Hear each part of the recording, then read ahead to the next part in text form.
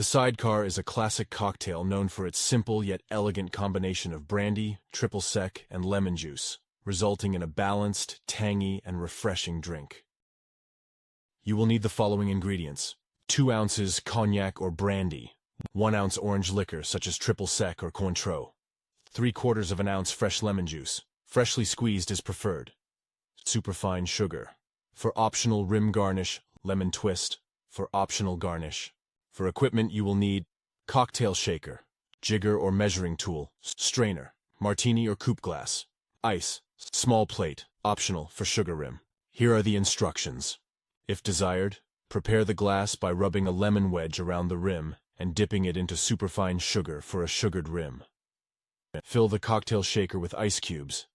Add the cognac, triple sec, and fresh lemon juice into the shaker. Shake the mixture vigorously for about 15 to 20 seconds until well chilled. Strain the mixture into the prepared martini or coupe glass. Garnish with a lemon twist if desired.